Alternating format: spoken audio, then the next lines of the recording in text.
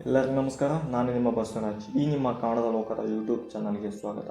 ಇವತ್ತಿನ ಘಟನೆ ಏನಪ್ಪ ಅಂತಂದರೆ ಮುಂಬೈನೇ ಬೆಚ್ಚಿ ಬೀಳಿಸುವ ಘಟನೆ ಆಗಿದೆ.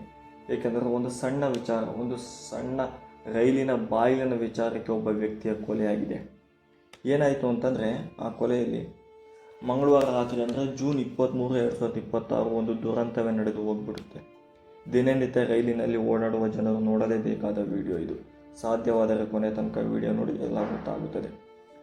ಏನಾಯಿತು ಅಂದರೆ ಮಂಗಳವಾರ ರಾತ್ರಿ ಸುಮಾರು 10:40 ಆಸುಪಾಸು ಜೂನ್ 23, 2026 ಇಲ್ಲಿನ ಜನರಿಗೆ ಲೋಕಲ್ ಟ್ರೈನ್ಗಳೇ ಜೀವನಾಡಿ.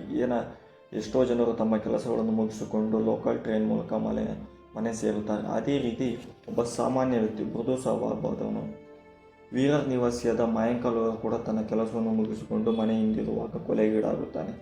ಯಾರಿಂದ ಕೊಲೆಗೀಡಾಗುತ್ತದೆ? ಅದೇ JB ನಗರದ ಸೇಲ್ಸ್ಮನ್ ಆಗಿ ಕೆಲಸ ಮಾಡುತ್ತಿದ್ದ ಒಂದು ಬಟ್ಟೆ ಅಂಗಡಿಗೆ ರೋಷನ್ ಎಂಬ ವ್ಯಕ್ತಿಯಿಂದ ಕೊಲೆಯಾಗಿರುತ್ತಾನೆ. ಏನಕ್ಕೆ ಆ ವ್ಯಕ್ತಿ ಕೊಲೆ ಮಾಡಿದಂದ್ರೆ ಒಂದು ಸಣ್ಣ ವಿಚಾರ, ರೈಲಿನ ಬಾಗಿಲಿನ ವಿಚಾರಕ್ಕೆ. ಅಲ್ಲಿ ಏನಾಯಿತು ಅಂತದ್ದು, ಸುಮಾರು ಮಂಗಳವಾರ ರಾತ್ರಿ 11 ಗಂಟೆಯಲ್ಲಿ ವಿಪರೀತ ಮಳೆ. ಆ ಮಳೆಯ ನೀರಷ್ಟು ಟ್ರೈನ್ ಒಳಗೆ ಬರುತ್ತಿತ್ತು, ಅಲ್ಲಿರುವ ಜನರಿಗೂ ಒದ್ದೆ ಆಗ್ತಿತ್ತು. ಸೊ ಆಗ ಕಾರಣ ರೈಲು ಕೂಡ ಗಲೀಜಾಗ್ತಿತ್ತು. ಈ ಯಾರು ಮಯಾಂಕಲ್ ಓಯರ್ ಎಂಬ ವ್ಯಕ್ತಿ ಇದಕ್ಕೆ ರೋಷನ್ ಎಂಬ ವ್ಯಕ್ತಿಗೆ ಹೇಳ್ತಾನೆ, ಬಾಗಿಲು ಮುಚ್ಚು, ಮಳೆ ತುಂಬ ಬರ್ತಾಯಿದೆ, ಟ್ರೈನ್ ಕೂಡ ಗಲೀಜಾಗ್ತಿದೆ, ಇಲ್ಲಿರುವ ಜನರಿಗೂ ತೊಂದರೆ ಆಗ್ತಿದೆ. ಬಟ್ ಆ ವ್ಯಕ್ತಿ ಮಾತನ್ನೇ ಕೇಳುವುದಿಲ್ಲ. ಹಾಗಂತಂದು ಸುಮ್ಮನೆ ಸೈಲೆಂಟ್ ಆಗಿಬಿಡ್ತಾನೆ ಮಯಾಂಕಲ್. ಮತ್ತೆ ತುಂಬ ವಿಪರೀತ ಮಳೆ ಬರುವ ಕಾರಣ ಮತ್ತೆ ಹೋಗಿ ಹೇಳ್ತಾನೆ, ಇದು ತಪ್ಪು, ಹಿಂಗೆ ಮಾಡೋದು, ಕದ ಮುಚ್ಚು, ಎಲ್ಲರಿಗೂ ತೊಂದರೆ ಆಗ್ತಿದೆ.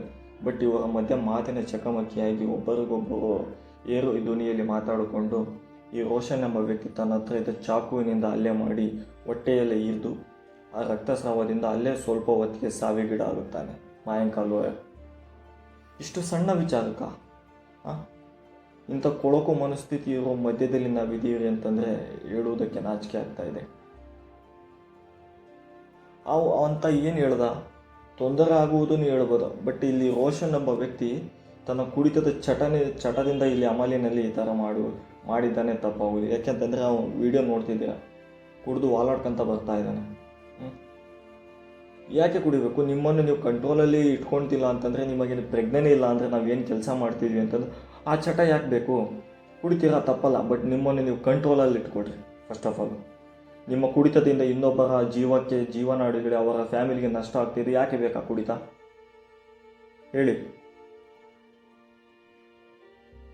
ಇನ್ನೊಂದು ವಿಚಾರ, ನಾವು ಎದುರುಗಡೆ ನಮ್ಮ ಹತ್ರ ಬಲ ಇದೆ, ಯುಕ್ತಿ ಇದೆ ಅಂತ ಮುಂಚೆ ಹೋಗಿ ಹೋರಾಡೋದಕ್ಕಿಂತ ಮುಂಚೆ ಎದುರುಗಡೆ ಇರೋ ವ್ಯಕ್ತಿ ಕರೆಕ್ಟಾಗಿ ಇದನ್ನು ಅಂತ ಚೆಕ್ ಮಾಡಿ. ಇಲ್ಲ ಅಂತಂದರೆ ಆಡೋ ಇದಕ್ಕೆ ನಮ್ಮ ಜೀವಗಳು ಬಲಿ ಆಗ್ತಾ ಇದೆ. ಒಬ್ಬ ಸಾಮಾನ್ಯ ವ್ಯಕ್ತಿಯ ಜೀವ ಇಲ್ಲಿ ಬಲಿಯಾಗಿದೆ. ಅವರ ಫ್ಯಾಮಿಲಿಯಲ್ಲಿ ನಷ್ಟ ಆಗಿದೆ. ಇವತ್ತು 25 ವರ್ಷದ ಹುಡುಗ ಆ ಫ್ಯಾಮಿಲಿಯನ್ನು ಲೀಡ್ ಮಾಡಬೇಕಾಗಿರೋ ಜೀವ ಅದು. ಈಗ ಆ ಜೀವನ ಕಳೆದುಕೊಳ್ಳುವ ಪರಿಸ್ಥಿತಿ ಬಂದಿದೆ.